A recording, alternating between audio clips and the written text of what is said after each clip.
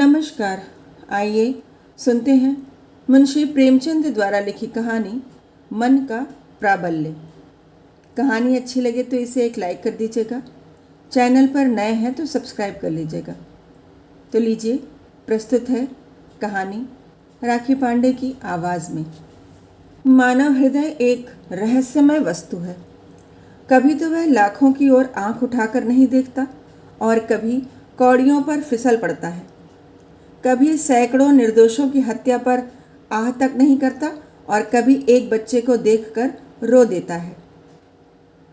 प्रतापचंद्र और कमलाचरण में यद्यपि सहोदर भाइयों का सा प्रेम था, तथापि कमला की आकस्मिक मृत्यु का जो शोक चाहिए वह न हुआ। सुनकर वह चौंक अवश्य पड़ा और थोड़ी देर के लिए उदास भी हुआ, पर शक जो किसी सच्चे मित्र की मृत्यु से होता है उसे न हुआ। निसंदेह वह विवाह के पूर्व ही से विरजन को अपनी समझता था, तथापि इस विचार में उसे पूर्ण सफलता कभी प्राप्त न हुई। समय समय पर उसका विचार इस पवित्र संबंध की सीमा का उल्लंघन कर जाता था। कमलाचरण से उसे स्वतः कोई प्रेम न था। उसका जो कुछ आदर, मान और प्रेम वह करता था, कुछ तो इस विचार से कि विरजन सुनकर प्रसन्न होगी और इस विचार से कि सुशील की मृत्यु का प्रायश्चित इसी प्रकार हो सकता है। जब विरजन ससुराल चली आई तो अवश्य कुछ दिनों प्रताप ने उसे अपने ध्यान में न आने दिया, परंतु जब से वह उसकी बीमारी का समाचार पाकर बनारस गया था और उसकी भेंट न विरजन पर संजीवनी बूटी का काम किया था, उसी दिन से प्रताप को विश्वास हो गया था कि विरजन के हृदय में कमला ने वह स्थान नहीं पाया जो मेरे लिए। प्रताप ने विरजन को परम करुणापूर्ण शोक पत्र लिखा, पर पत्र लिखता जाता था और सोचता जाता था कि इसका उस पर क्या प्रभाव होगा। सामान्यतः संवेदना प्रेम को प्रौढ़ करती है। क्या आश्चर्य है जो यह पत्र कुछ काम कर जाए। इसके अतिरिक्त उसकी धार्मिक प्रवृत्ति ने विकृत रूप धारण करके उसके मन में यह मिथ्या विचार उत्पन्न किया कि ईश्वर ने मेरे प्रेम को प्रतिष्ठा की और कमलाचरण को मेरे मार्ग से हटा दिया। मानो यह आकाश से आदेश मिला है कि अब मैं विरजन से अपने प्रेम का पुरस्कार लूं। प्रताप यह तो जानता था कि विरजन से किसी ऐसी बात की आशा करना जो सदाचार और सभ्यता से बाल बराबर भी हटी हुई हो मूर्खता है, परंतु उसे विश्वास था कि सदाचार और सतीत्व के सीमांतगत यदि मेरी कामनाएं पूरी हो सकें तो विरजन अधिक समय तक मेरे साथ निर्दयता नहीं कर सकती। 1 मास तक ये विचार उसे उद्विग्न करते रहे, यहाँ तक कि उसके मन में विरजन से एक बार गुप्त भेंट करने की प्रबल इच्छा भी उत्पन्न हुई। वह यह जानता था कि अभी विरजन के हृदय पर तात्कालिक घाव है और यदि मेरी किसी बात या किसी व्यवहार से मेरे मन की दुश्चेष्टा की गंध निकली तो मैं विरजन की दृष्टि से हमेशा के लिए गिर जाऊंगा। परंतु जिस प्रकार कोई चोर रुपयों की राशि देखकर धैर्य नहीं रख सकता है, उसी प्रकार प्रताप अपने मन को रोक न सका। मनुष्य का प्रारब्ध बहुत कुछ अवसर के हाथ से रहता है। अवसर उसे भला नहीं मानता है और बुरा भी नहीं। जब तक कमलाचरण जीवित था, प्रताप के मन में कभी इतना सिर उठाने को साहस न हुआ था। उसकी मृत्यु ने मानो उसे यह अवसर दे दिया। यह स्वार्थपरता का मद यहाँ तक बढ़ा कि एक दिन उसे ऐसा आभास होने लगा मानो विरजन उसे स्मरण कर रही है।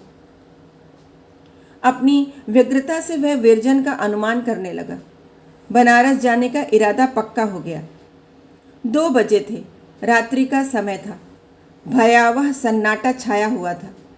निद्रा ने सारे नगर पर एक घटाटोप चादर फैला रखी थी। कभी कभी वृक्षों की सनसनाहट सुनाई दे जाती थी। धुआं और वृक्षों पर एक काली चादर की भांति लिपटा हुआ था और सड़क पर लालटेनें धुएं की कालिमा में ऐसी दृष्टिगत होती थीं जैसे बादल में छिपे हुए तारे। प्रतापचंद्र रेलगाड़ी पर से उतरा। उसका कलेजा बांसों उछल रहा था और हाथ पांव कांप रहे थे। वह जीवन में पहला ही अवसर था कि उसे पाप का अनुभव हुआ। शोक है कि हृदय का कि यह दशा अधिक समय तक स्थिर नहीं रहती। वह दुर्गंध मार्ग को पूरा कर लेती है। जिस मनुष्य ने कभी मदिरा नहीं पी, उसे उसकी दुर्गंध से घृणा होती है। जब प्रथम बार पीता है तो घंटे उसका मुख कड़वा रहता है और वह आश्चर्य करता है कि क्यों लोग ऐसी विषैली और कड़वी वस्तु पर आसक्त हैं। पर थोड़े ही दिनों में उसकी घृणा दूर हो जाती है और वह भी लाल रस का दास बन जाता है। पाप का स्वाद मदिरा से कहीं अधिक भयंकर होता है। प्रताप चंद्र अंधेरे में धीरे धीरे जा रहा था। उसके पांव पेट से नहीं उठते थे क्योंकि पाप ने उनमें बेड़ियां डाल दी थी। उस आह्लाद का जो ऐसे अवसर पर गति को तीव्र कर देता है, उसके मुख पर कोई लक्षण न था। वह चलते चलते रुक जाता और कुछ सोचकर आगे बढ़ता था। प्रेत उसे पास के गड्ढे में कैसे लिए जाता है। प्रताप का सिर धम धम कर रहा था और भय से उसकी पिंडलियां कांप रही थीं। सोचता विचारता घंटे भर में मुंशी श्यामाचरण के विशाल भवन के सामने जा पहुंचा। आज अंधकार में यह भवन बहुत ही भयावह प्रतीत होता था, मानो पाप का पिशाच सामने खड़ा है। प्रताप दीवार की आउट में खड़ा हो गया, मानो किसी ने उसका पांव बांध दिए हैं। आध घंटे तक वह यही सोचता रहा कि लौट चलूं या भीतर जाऊं। यदि किसी ने देख लिया, बड़ा ही अनर्थ होगा। विरजन मुझे देखकर मन में क्या सोचेगी? कहीं ऐसा न हो कि मेरा यह व्यवहार मुझे सदा के लिए उसकी दृष्टि से गिरा दे। परंतु इन सब संदेहों पर पिशाच का आकर्षण प्रबल हुआ। इंद्रियों के वश में होकर मनुष्य के भले बुरे का ध्यान नहीं रह जाता। उसने चित्त को दृढ़ किया। वह इस कायरता पर अपने को धिक्कार देने लगा। तदंतर घर में पीछे की ओर जाकर वाटिका की चार दीवारी से फांद गया। वाटिका से घर जाने के लिए एक छोटा सा द्वार था। दैवयोग से वह इस समय खुला हुआ था। प्रताप को यह शकुन सा प्रतीत हुआ, परंतु वस्तुतः यह अधर्म का द्वार था। भीतर जाते हुए प्रताप के हाथ थर्राने लगे। हृदय इस वेग से धड़कता था मानो वह छाती से बाहर निकल पड़ेगा। उसका दम घुट रहा था। धर्म ने अपना सारा बल लगा दिया, पर मन का प्रबल वेग न रुक सका। प्रताप द्वार के भीतर प्रविष्ट हुआ।